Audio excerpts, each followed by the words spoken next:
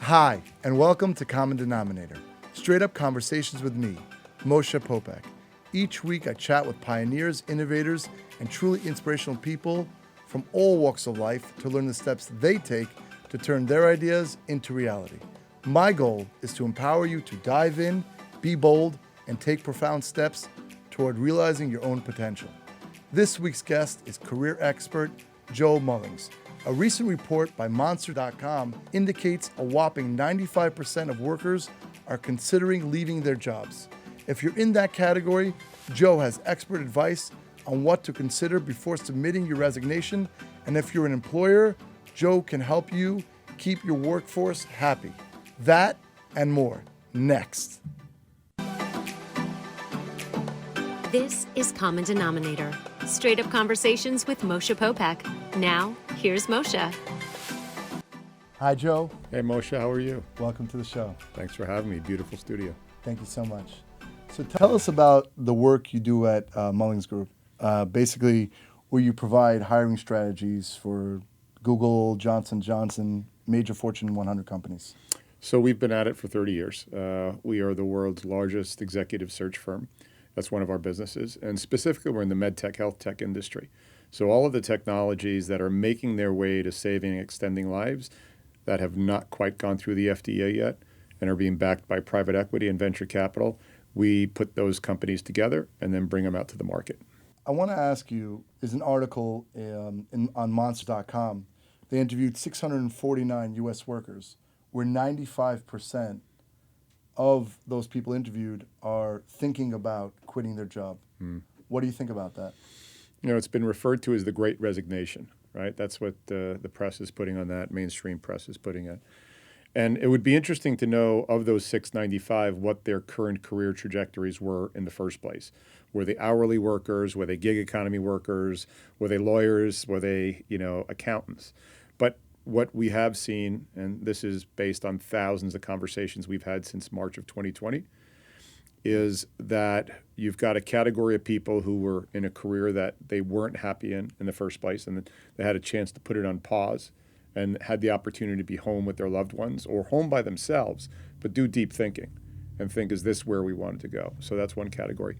Another category was, unfortunately, because this is the way things roll, is the female in the relationship had to give up her career and go home and take care of the family and take care of everything around them. They are now re-entering the workforce going, hold on a second, it's my time now. Now I'm going to go where I want to go. And then, the third category is some people took an upskilling opportunity during this time and looked at the landscape and said, okay, these job categories are disappearing. And I don't want to go back to that. I did that 18 months ago. And now that there are new categories being created, and then there are categories that clearly they're dead, but nobody's decided where to bury them yet. And those people are upskilling and deciding, I need to switch out of this and go into something else. That's what we're seeing. You think a lot of that kind of introspection is due to COVID? I think COVID was the catalyst. I think the introspection has been coming for generations. Right. So you can't blame COVID for that. You can blame the break in the workday for people to have that introspection. And so you could call COVID on a sublime side a blessing, in my opinion, for some people's lives. Yeah, I remember reading this kind of like 85%, even before COVID, 85% of workers were not happy doing what they were doing. To me, happy is a weak word, right? Happy is fleeting. Like fulfilling is maybe a word that I like to always test against happy. And fulfillment is because the workers now, Moshe, are now in charge of the insane asylum, and they never have been before. The employer has. Yes. And this is the very first time in the history of labor that the worker is in charge, and they should not give back the power. Now, having said that, they've got to respect and not hold hostage the employer or the organization, because then if they're trying to prove a point and the organization goes under, then you've got a different supply-demand challenge. But right now, the worker has more power than he or she will ever have. And I think it allows us to rethink how does the world of work look moving forward? I see that also in the tech space as well. I see a lot of these young 20-year-olds, and they're just coming into abundance and skipping many steps. I guess they say taking on the suits. So we are in a different time. And I love that. I'm a big fan of freedom. So I love seeing people being empowered. And I also, on my own side, we run a real estate company. We have properties in 6 states. And March of 2020, COVID came. They made a law that we cannot evict anybody. And it was really a tough time for my wife and I. We run the business together. We have about 400 employees. And I had to come to a point where some landlords were posting signs, we don't care that you have COVID, or we're dealing with COVID. The first of the month, you owe the rent. So I brought my employees and I told them, I said, listen, I got to be counterintuitive here, and I got to do what's right. And it was really, really tough. For years, we spent building up this company, and I said, here we are. What is the issue? The issue is that people are losing their jobs, do not have jobs. So I said, what we're going to do is we're going to become an employment agency. We're going to help the tenants find jobs. And also, I'm not going to lay off any of my employees. We're keeping everybody. We're going to work harder and smarter. So now, months later, my employees, I believe the feedback that I'm getting, have expressed to me tremendous gratitude. I've keeping them. I haven't lowered any salaries. So they're happy. The tenants are grateful that I kept them, that I helped them out find jobs. And it was very lucky, because when you're up against the pressure, you don't know what decision to make, because you're responsible for everybody, and you could end up making the wrong decision and going bankrupt. Mm-hmm. Mm-hmm. Well, as I listen to that story, and it's a very noble one as well, not many people would have the courage to make that decision. So what I think of when I hear that is you thought about longitudinally the consequences of a short-term decision. I don't think that is evaluated enough. That ran a risk because there was no sense on where the horizon was. So my instincts tell me that you would have figured out an alternative path and zigged and zagged, because it's not a straight line. That's just life. Like people are like, the road is bumpy. I'm like, no, dude, that's just the road. Yeah. Right. So that problem solving, that understanding of consequences, that we're all in this together. We're all in the same storm together. We're just in different boats. You happen to be in a boat that was able to make decisions that others were not fortunate enough to make, and that's a responsibility that success has with it. Yes. I keep saying that the power is in the people. I always look to surround myself around people that are smarter than me, strengths and weaknesses, so I kind of know myself. And I love being around people that are honest with their vulnerabilities, complete transparency and authenticity. Mm-hmm. I think, like you're saying, more than ever before, the power is in the employee. What advice would you say to any employee now that's looking to possibly quit their job?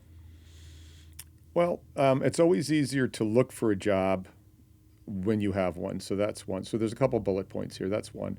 The other is, are you just in a job, or is there a career? Because the management of that activity is different.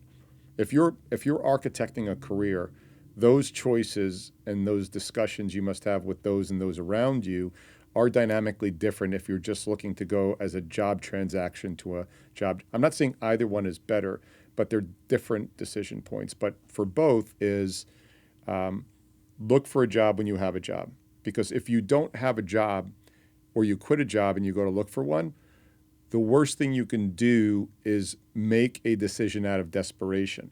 And romantically, everybody says you can get a job right now and get 4 offers. That's somewhat true. But what if you don't get the right one, and then you're going to make a desperate decision and be back in that same, sort of mousetrap and move from one to another? Then you'll get judged. Everybody's getting one pass over switching jobs twice in an 18-month period on their CV, on their resume. What would you say is the kind of the top considerations for an employee to consider when they're looking for a Yeah, job? so the four pillars we talk about. The four pillars are market, product, leadership, and mission. So let me give you a quick on those. If you're looking at a new job or a new career, look at the market. Forget about the company you're working for or the product in that market. Does that market have success written on it? Is it an emerging market on the way up, or is it flat and descending? Right? So independent of the product, because you're about to enter into a market and make a decision. 5 years is the minimum that you have to look at that. So what are your triggers on that? Is there venture capital investing in it? Is there private equity investing in it? Is SPAC money being thrown at it, right? Is there aggressive investment being put into that market? Okay, so if you've answered that, now you look at the company, product or service that it makes or provides. So what is that product or service that maps to the emerging market? So that's number two. Number three is maybe the most important. Who are you going to work with every day? Our parents were right. Careful who you hang out with, because that's who you'll become. Sure. Right? But it also sets up your network, your future network, because you get to impress people who will move on and say, remember that Moshe guy? Let's find him for my next role, right? And then finally, mission is, we talked earlier about happiness and fulfillment. When you pull into the parking lot, you're either going to make something or do something, or you're going to change the world. And so ideally, it's great if you can score a 10 out of 10 on all those. But what you need to do is you need to be able to answer critically those four questions with a level of satisfaction.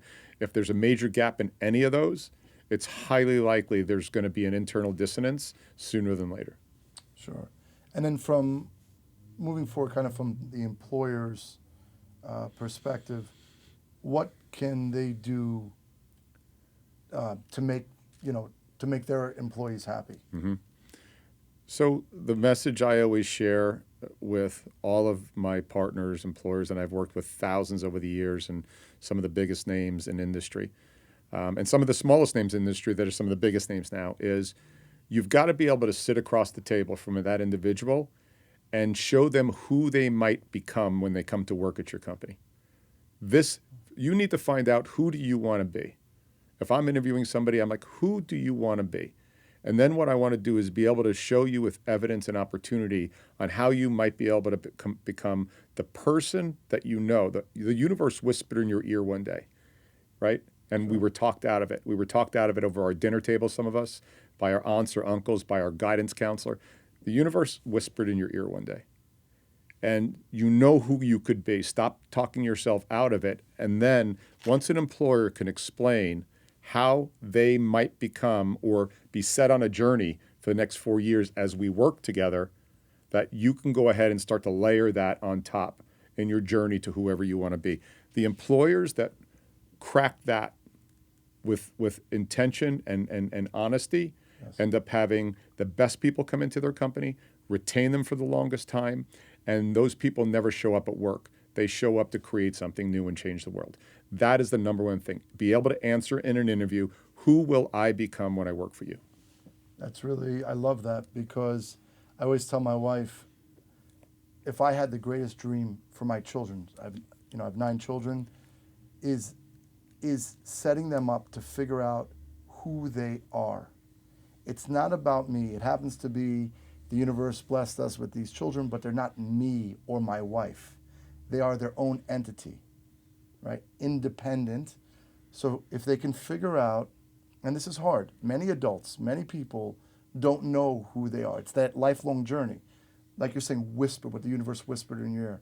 So if they can figure out who they are, and we can foster them, help them, no influence of us, and do what they love in action, that would be amazing. So I do see, even in my own company, where my business, I try congruently to treat my employees as family. up or down, right, left. We're having the honest conversations. And And that's the right thing to do. Too many times parents live vicariously through their children because they chose to do what somebody else told them, right? So I'll give you a quick story.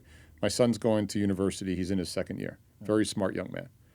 And as usual, when you're 19, 20, you come up with crazy ideas. Sure.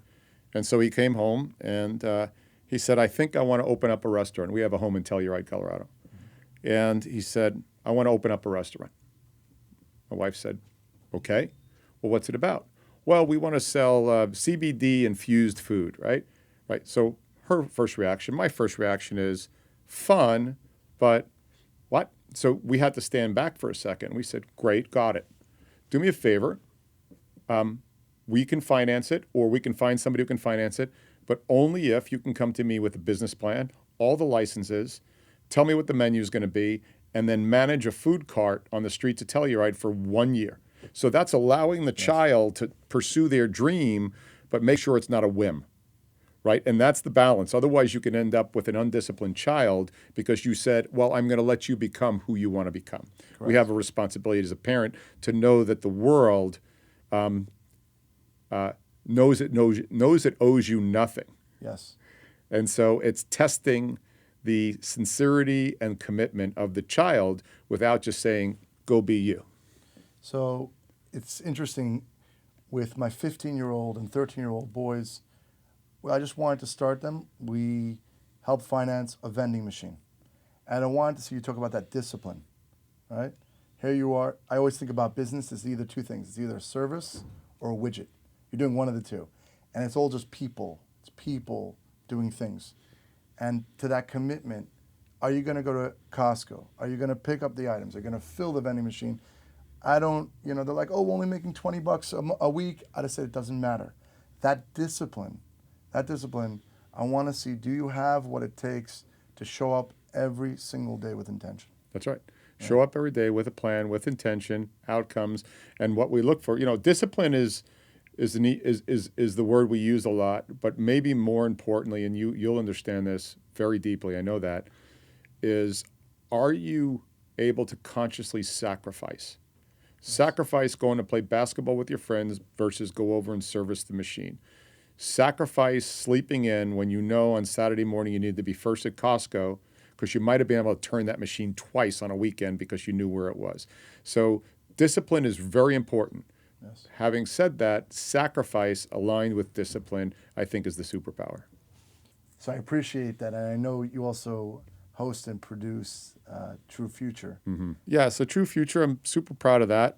We just won 3 Telly Awards for the series, our season that we spent in Israel.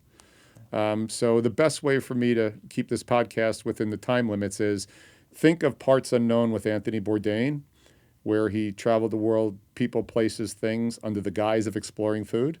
We travel the world, people, places, things, culture, challenges, under the guise of technology. And we meet amazing people. We tell stories that the public would not have seen if not but for. It's a world-class production team that have come from movies, cinema, TV, reality shows. They all went to the 4 pillars: market, product, service, leadership, mission. And we've done 4 seasons so far. You can find us on truefuture.tv. And it's one of the things I'm most proud of that we've accomplished. Yeah, that sounds really cool. It's really amazing.